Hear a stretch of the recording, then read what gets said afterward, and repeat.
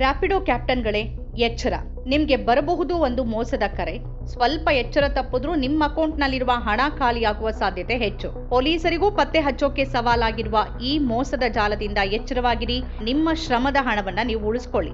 ಏನಿದು ಮೋಸದ ಜಾಲ? ಯಾಕಾಗಿ ರ್ಯಾಪಿಡೋ ಚಾಲಕರನ್ನೇ ಗುರಿಯಾಗಿಸ್ತಾರೆ? ಚಾಲಕರು ಹೇಗೆ ಮೋಸ ಹೋಗ್ತಾರೆ? ಈ ಸುದ್ದಿಯನ್ನ ಪೂರ್ತಿಯಾಗಿ ನೋಡಿ. ನಿಮ್ಮ ಪರಿಚಯದ ದ್ವಿಚಕ್ರ ಮತ್ತು ಆಟೋ ಚಾಲಕರಿಗೂ ಇದನ್ನ ಶೇರ್ ಮಾಡಿ ಜಾಗೃತಿ ಮೂಡಿಸಿ. ಬೆಂಗಳೂರಿನಲ್ಲಿ ನೆಲೆಸಿರುವ ಹೆಚ್ಚಿನ ಯುವಕರು ತಮ್ಮ ಕೆಲಸದ ಬಿಡುವಿನ ಸಮಯದಲ್ಲಿ ತಮ್ಮ ದ್ವಿಚಕ್ರ ವಾಹನವನ್ನು ಉಪಯೋಗಿಸಿ ಆನ್ಲೈನ್ ಕ್ಯಾಪ್ಟನ್ಗಳಾಗಿ ಅರೆಕಾಲಿಕ ವೃತ್ತಿ ಮಾಡೋದು ಸರ್ವೇ ಸಾಮಾನ್ಯ. Swiggy, Zomato, Porter, Dunzo, Big Basket, Blinkit, Zepto ಇವುಗಳಲ್ಲಿ ಡೆಲಿವರಿ ಪಾರ್ಟ್ನರ್ಗಳಾಗಿ ಕೆಲಸ ಮಾಡಿದ್ರೆ, ಇನ್ನೂ ಕೆಲವರು ಪ್ರಯಾಣಿಕರನ್ನ ಸಾಗಿಸೋಕೆ ಓಲಾ, ಊಬರ್, ರ್ಯಾಪಿಡೋ, ನಮ್ಮ ಯಾತ್ರಿಯಂತಹ ಆಪ್ಗಳನ್ನ ಬಳಸಿ ತಮ್ಮ ದೈನಂದಿನ ಖರ್ಚಿಗೆ ಬೇಕಾದ ಹಣವನ್ನ ಸಂಪಾದಿಸ್ತಾರೆ. ಕಡಿಮೆ ಖರ್ಚಿನಲ್ಲಿ ಹಣ ಸಂಪಾದನೆ ಮಾಡೋಕೆ ಇದೊಂದು ಉತ್ತಮ ವೇದಿಕೆ ಕೂಡ ಹೌದು. ಇದೀಗ ರ್ಯಾಪಿಡೋ ಕ್ಯಾಪ್ಟನ್ಗಳನ್ನ ಗುರಿಯಾಗಿಸಿ ಮೋಸದ ಜಾಲವೊಂದು ಕಾರ್ಯಾಚರಿಸ್ತಾ ಇದೆ. ಈ ಬಗ್ಗೆ ನಗರದ ವಿವಿಧ ಪೊಲೀಸ್ ಠಾಣೆಗಳಲ್ಲಿ ಪ್ರಕರಣ ದಾಖಲಾಗಿದ್ದರೂ ಈ ಕೃತ್ಯದ ಹಿಂದಿನ ಜಾಲವನ್ನ ಭೇದಿಸೋಕೆ ಪೊಲೀಸರು ಹರಸಾಹಸ ಪಡ್ತಿದ್ದಾರೆ. ಏನಿದು ಹೊಸ ಆನ್ಲೈನ್ ವಂಚನೆ?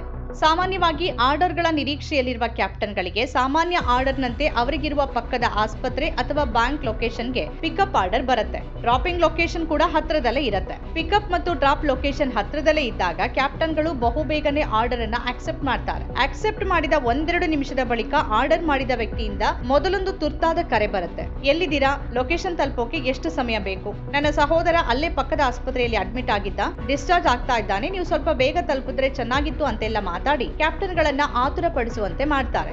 ಎಲ್ಲಿ ಆರ್ಡರ್ ಮಾಡಿದ ವ್ಯಕ್ತಿ ಕ್ಯಾನ್ಸಲ್ ಮಾಡ್ತಾರೋ ಎಂಬ ಭಯದಿಂದ ಕ್ಯಾಪ್ಟನ್ಗಳು ಕೂಡ ಶೀಘ್ರವಾಗಿ ಲೊಕೇಶನ್ ತಲುಪೋಕೆ ಪ್ರಯತ್ನ ಪಡ್ತಾರೆ. ಇನ್ನೇನು ಲೊಕೇಶನ್ ತಲುಪೋಕೆ 1 ನಿಮಿಷ ಇರುವಾಗ ಮತ್ತೆ ಕರೆ ಮಾಡ್ತಾರೆ. ಮೊದಲು ಕರೆ ಮಾಡಿದಾಗ ನೀವು ಮುಗ್ಧರು ಅಥವಾ ಪ್ರಯಾಣಿಕರು ಅಂತ ಅವರಿಗೆ ತಿಳಿದಾಗ ಅದನ್ನೇ ಬಂಡವಾಳ ಮಾಡಿಕೊಂಡು ಮತ್ತೆ ತಮ್ಮ ಮಾತುಗಳನ್ನ ತುಂಬಾ ಮೃದುವಾಗಿ ಶುರು ಮಾಡ್ತಾರೆ. ಸರ್, ನೀವೊಂದು ಸಹಾಯ ಮಾಡ್ಬೋದಾ? ನನ್ನ ತಮ್ಮ ಆಸ್ಪತ್ರೆಯಲ್ಲಿ ಬಿಲ್ ಕಟ್ತಾ ಇದ್ದಾನೆ, ಅಲ್ಲಿ ಆತನಲ್ಲಿ ಬಿಲ್ ಕಟ್ಟೋಕೆ ಸ್ವಲ್ಪ ಹಣ ಶಾರ್ಟೇಜ್ ಆಗಿದೆ. ನಿಮ್ಗೆ ನಾನು ಈಗಲೇ ಹಣ ಕಳಿಸ್ತೀನಿ, ಜೊತೆಗೆ ಈ ಟ್ರಿಪ್ಪಿನ ಹಣಕ್ಕೆ 200 ರೂಪಾಯಿ ಹೆಚ್ಚಿಗೆ ಕೊಡ್ತೇನೆ. ನಿಮಗೆ ಹಣ ತಲುಪಿದ ಬಳಿಕ ಅದನ್ನ ನನ್ನ ತಮ್ಮನಿಗೆ ನೀಡಬಹುದಾ ಅಂತ ವಿನಂತಿಸ್ತಾರೆ. ನೀವೆಷ್ಟೇ ಬೇಡ ಅಂದ್ರೂ ಅವರ ವಿನಂತಿಗೆ ನಿಮ್ಮಲ್ಲಿರುವ ಮಾನವೀಯತೆ ಬೇಡ ಅನ್ನೋದಿಲ್ಲ. ನೀವು ಲೊಕೇಶನ್ ತಲುಪಿದ ಬಳಿಕ ಮತ್ತೆ ಕರೆ ಮಾಡ್ತಾರೆ. ಈಗ ನಿಮ್ಮ ನಸೀಬಿನ ಲೆಕ್ಕಾಚಾರದ ಆಟ ಶುರುವಾಗತ್ತೆ. ಕರೆ ಮಾಡಿದವರು, ಸರ್ ಲೊಕೇಶನ್ ತಲುಪಿದ್ರಾ? ಅಲ್ಲೇ ಇರಿ, ನಿಮ್ಮ ವಾಟ್ಸ್ಆಪ್ ಓಪನ್ ಮಾಡಿ, ನಾನೊಂದು ಸ್ಕ್ಯಾನರ್ ಕಳಿಸ್ತೀನಿ, ಅದಕ್ಕೆ ನಾನು ನಿಮ್ಗೆ ಹಣ ಕಳಿಸಿದ ಮೇಲೇನೆ ನಾನು ಹೇಳಿದಷ್ಟು ಮೊತ್ತ ಹಾಕಿ, ಪೂರ್ತಿ ಹಾಕ್ಬೇಡಿ ಅಂತ ಹೇಳ್ತಾರೆ. ನೀವು ಅದನ್ನ ನಂಬಿ ವಾಟ್ಸ್ಆಪ್ ಓಪನ್ ಮಾಡ್ತೀರಿ. ಆ ಕಡೆಯಿಂದ ವಾಟ್ಸ್ಆಪ್ ನಲ್ಲಿ ಹಾಯ್, ಹಲೋ ಎಂಬ ಸಂದೇಶ ಬರ್ತಿರುವಾಗ್ಲೇ ನಿಮ್ಮ ಫೋನಿಗೆ ಹಣ ಜಮೆಯಾದ ನೋಟಿಫಿಕೇಶನ್ ಬರುತ್ತೆ. ಅದನ್ನ ತೆರೆದು ನೋಡುವಷ್ಟು ಸಮಯ ಅವ್ರು ನಿಮ್ಗೆ ಕೊಡೋದಿಲ್ಲ. ತರಾತುರಿಯ ಮಾತುಕತೆಯಲ್ಲಿ ನಿಮ್ಮನ್ನ ಇನ್ನಷ್ಟು ಆತುರಗೊಳ್ಳುವಂತೆ ಮಾಡ್ತಾರೆ. ಸರ್ ಹಣ ಬಂತ ಅಂತ ಕೇಳಿದಾಗ ನೀವು ಹೌದು ಅಂತ ಹೇಳ್ತೀರಿ. ವಾಟ್ಸ್ಆಪ್ ನಲ್ಲಿ ಇರಿ ಸರ್, ಈಗೊಂದು ಸ್ಕ್ಯಾನರ್ ಕಳಿಸ್ತೇನೆ, ಅದರಲ್ಲಿ ಎಷ್ಟು ನಮೂದಾಗಿರುತ್ತೋ ಅಷ್ಟೇ ಪೇ ಮಾಡಿ ಅಂತಾರೆ. ಸ್ಕ್ಯಾನರ್ ತೆರೆದು ನೋಡಿದಾಗ ಅದು 1000ಕ್ಕಿಂತಲೂ ಕಡಿಮೆ ಮೊತ್ತವನ್ನ ತೋರಿಸುತ್ತೆ. ಉದಾಹರಣೆಗೆ 999, 980, 950 ಹೀಗೆ.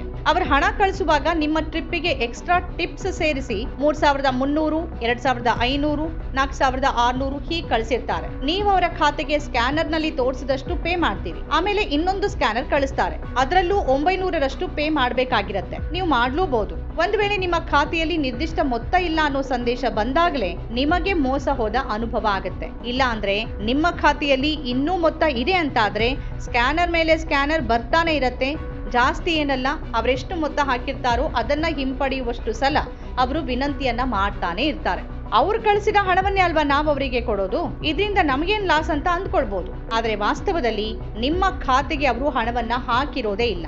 ನಿಮ್ಮನ್ನ ವಂಚಿಸೋಕೆ ಒಂದು ಆಫ್ಲೈನ್ ನೋಟಿಫಿಕೇಶನ್ ಅಷ್ಟೇ ಕಳಿಸಿರ್ತಾರೆ. ತರಾತುರಿಯಲ್ಲಿ ನಡೆಯುವ ಈ ಪ್ರಸಂಗದಲ್ಲಿ ನಿಮ್ಗೆ ಹಣ ಜಮೆ ಆಗಿದೆಯೋ ಇಲ್ವೋ ಅಂತ ಗೂಗಲ್ ಪೇ ಅಥವಾ ಇನ್ನಿತರ ಹಣ ವರ್ಗಾಯಿಸುವ ಆಪ್ಗಳನ್ನ ತೆರೆದು ನೋಡುವಷ್ಟು ಸಮಯವನ್ನ ಅವರು ಕೊಟ್ಟಿರಲ್ಲ. ನಿಮ್ಮ ಖಾತೆಯಲ್ಲಿ ಮೊದಲೇ ಹಣ ಇರ್ಲಿಲ್ಲ ಅಂತ ಆದ್ರೆ ನೀವು ಬಚಾವ್. ದಿನವಿಡೀ ರ್ಯಾಪಿಡೋದಲ್ಲಿ ದುಡಿದ ಹಣ ನಿಮ್ಮ ಖಾತೆಯಲ್ಲಿ ಇದ್ರೆ ಅವ್ರು ಕೇಳಿದಷ್ಟು ಹಣ ನಿಮ್ಮ ಕೈಯಿಂದಾನೇ ನೀವು ಅವರಿಗೆ ವರ್ಗಾವಣೆ ಮಾಡ್ತೀರಿ. ನೀವು ಮೋಸ ಹೋಗಿದ್ದೀರಿ ಅಂತ ನಿಮ್ಗೆ ಗೊತ್ತಾದಾಗ ಆ ಕಡೆಯಿಂದ ಕರೆ ಕಟ್ ಆಗತ್ತೆ. ಅವ್ರು ನಿಮ್ಗೆ ಕಳಿಸಿದ ಆಫ್ಲೈನ್ ನೋಟಿಫಿಕೇಶನ್ ಕೂಡ ಡಿಲೀಟ್ ಆಗಿರತ್ತೆ. ಅವರು ಮಾಡಿರುವ ವಾಟ್ಸ್ಆಪ್ ಸಂದೇಶಗಳು, ಸ್ಕ್ಯಾನರ್ ಮಾತ್ರ ಹಾಗೆ ಇರತ್ತೆ. ಈ ದಾಖಲೆಯನ್ನ ಇಟ್ಕೊಂಡು ನೀವು ಪೊಲೀಸ್ ಠಾಣೆ ಮೆಟ್ಟಿಲೇರಿದ್ರೆ ಅವ್ರು ನಿಮಗೆ ಕರೆ ಮಾಡಿದ ದೂರವಾಣಿ ಸಂಖ್ಯೆ ಕ್ಷಣಾರ್ಧದಲ್ಲಿ ಇನ್ವ್ಯಾಲಿಡ್ ಅಂತ ಬರುತ್ತೆ. ಇನ್ನೂ ಕೆಲವರು ಕಳೆದುಕೊಂಡಿರೋದು ಸಣ್ಣ ಮೊತ್ತ ಅಂತ ಪೊಲೀಸ್ ದೂರು ನೀಡೋಕು ಹಿಂದೇಟ್ ಹಾಕ್ತಾರೆ. ಕರೆ ಮಾಡಿದವರು ದೂರದ ಉತ್ತರ ಪ್ರದೇಶ, ಮಧ್ಯಪ್ರದೇಶ ಅಥವಾ ರಾಜಸ್ಥಾನದಲ್ಲಿ ಕೂತು ಕರೆ ಮಾಡಿರ್ತಾರೆ. ಅವರ ಭಾಷೆ ಹೆಚ್ಚಾಗಿ ಹಿಂದಿ, ಕೆಲವೊಮ್ಮೆ ಕನ್ನಡದಲ್ಲೂ ಮಾತನಾಡಿರ್ತಾರೆ. ಇಂತಹ ಜಾಲವನ್ನ ಭೇದಿಸೋದು ಪೊಲೀಸರಿಗೂ ಹೊಸ ತಲೆನೋವಾಗಿ ಪರಿಣಮಿಸಿದೆ. ಯಾಕಿದನ್ನ ಪತ್ತೆ ಹಚ್ಚೋಕೆ ಕಷ್ಟ ಅಂತ ಪೊಲೀಸರೊಂದಿಗೆ ಕೇಳಿದ್ರೆ ಅವರು ನಿಮ್ಮ ಕೆಲಸ ಪ್ರಯಾಣಿಕರಿಗೆ ಡ್ರಾಪ್ ಕೊಡೋದು, ಅದನ್ ಬಿಟ್ಟು ಇಂಥ ಕೆಲಸಕ್ಕೆಲ್ಲ ಯಾಕೆ ಹೋಗ್ತೀರಾ, ಇದಕ್ಕೆಲ್ಲ ಜನಜಾಗೃತಿ ಮಾಡೋದೇ ಉತ್ತಮ ಅಂತ ಹೇಳ್ತಾರೆ. ತಮ್ಮ ಗುರಿ ತಲುಪಲು ಕುಟುಂಬದ ಹೊಣೆ ಹೊತ್ತು ಬೆಂಗಳೂರಿಗೆ ಕನಸು ಕಟ್ಟಿ ಬಂದು ಇಲ್ಲಿ ದುಡಿತಿರುವ ಪ್ರತಿಯೊಬ್ಬರೂ ಈ ಮೋಸದ ಜಾಲದ ಬಗ್ಗೆ ಎಚ್ಚೆತ್ತುಕೊಳ್ಬೇಕಿದೆ. ಮಾನವೀಯತೆಯ ಜೊತೆಗೆ ಸ್ವಲ್ಪ ಬುದ್ಧಿಶಕ್ತಿಯನ್ನು ನಾವು ಬೆಳೆಸ್ಕೊಳ್ಬೇಕಿದೆ. ಇಲ್ಲ ಅಂತಂದ್ರೆ ಮೋಸ ಹೋಗೋರಿರೋವರೆಗೂ ಮೋಸ ಮಾಡೋರು ಇದ್ದೇ ಇರ್ತಾರೆ. ಇಂತಹ ಅನುಭವ ನಿಮಗೆ ಅಥವಾ ನಿಮ್ಮ ಸುತ್ತಮುತ್ತಲಿನವರಿಗೆ ಆಗಿದ್ರೆ ದಯವಿಟ್ಟು ಕಮೆಂಟ್ ಮಾಡಿ. ಈ ವಿಡಿಯೋವನ್ನ ನಿಮ್ಮೆಲ್ಲ ಗೆಳೆಯರಿಗೆ ಈಗಲೇ ಶೇರ್ ಮಾಡಿ. ನಮ್ಮ ಕಾರ್ಯಕ್ರಮಗಳನ್ನು ನೀವು ನೋಡ್ತಾ ಇದ್ರೆ ನಮ್ಮ ಚಾನೆಲ್ ಅನ್ನ ಸಬ್ಸ್ಕ್ರೈಬ್ ಮಾಡಿ, ಪಕ್ಕದ ಬೆಲ್ ಐಕಾನ್ ಒತ್ತಿ ನಮ್ಮನ್ನ ಬೆಂಬಲಿಸಿ. ಹಾಗೆ ನಮ್ಮ ಕಾರ್ಯಕ್ರಮಗಳನ್ನ ಲೈಕ್ ಮಾಡಿ, ಕಮೆಂಟ್ ಮಾಡಿ, ಅದನ್ನ ಬೇರೆಯವರಿಗೂ ವಾಟ್ಸ್ಆಪ್ ಮೂಲಕ ಶೇರ್ ಮಾಡಿ. ನೀವು ಹೀಗೆ ಮಾಡಿದಾಗ ನಮ್ಮ ಚಾನೆಲ್ ಇನ್ನಷ್ಟು ಮತ್ತಷ್ಟು ಜನರಿಗೆ ತಲುಪಲು ನೀವು ನಮ್ಮೊಂದಿಗೆ ಸಹಕರಿಸಿದ ಹಾಗಾಗುತ್ತೆ. ಇದು ನೀವು ಯಾವುದೇ ಖರ್ಚಿಲ್ಲದೆ ಕೆಲವೇ ಸೆಕೆಂಡುಗಳಲ್ಲಿ ನೀಡಬಹುದಾದ ಸಹಕಾರ. ಧನ್ಯವಾದಗಳು.